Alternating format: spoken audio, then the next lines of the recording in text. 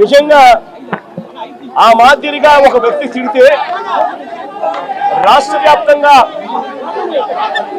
ఆ ముఖ్యమంత్రిని ప్రేమించే వాళ్ళు, వైఎస్ఆర్ కాంగ్రెస్ పార్టీని అభిమానించే వాళ్ళు, రాష్ట్ర వ్యాప్తంగా ఉన్న వాళ్ళందరికీ కూడా కడుపు మండదా?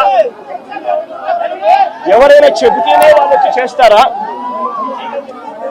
కడుపు మండిన వాళ్ళు ఈ అన్యాయాన్ని చూడాలనుకునే వాళ్ళు, చూడకూడదు అని అనుకునే వాళ్ళు కొంతమంది తెలుగుదేశం పార్టీ ఆఫీస్ దగ్గరికి వెళ్ళి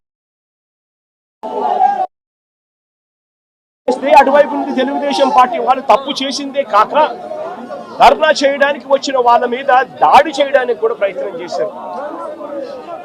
ఆ దాడి జరిగిన పరిస్థితుల్లో, ఆ తోపులాటలో, ఆ తొక్కిసలాటలో తెలుగుదేశం పార్టీ ఆఫీస్ మీద కొద్దో గొప్ప రాళ్ళు పడిండొచ్చు.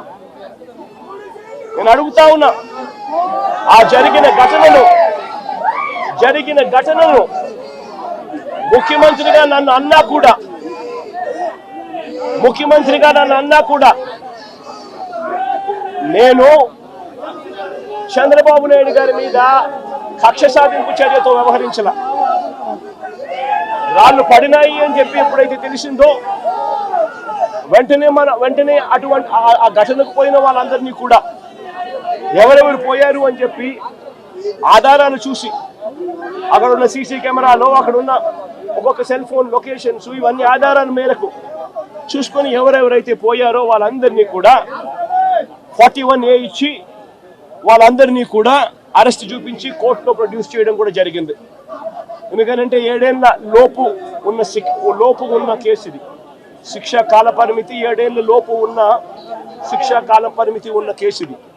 కాబట్టి దీంట్లో అరెస్ట్ చేయడం అన్నది it does not serve the purpose. కాబట్టి 41A ఇచ్చి కోర్టుకు హాజరుపరచడం కూడా జరిగింది. మన ఇంత నిబద్ధతతో ఆ రోజు మేము అడుగులు వేశాం.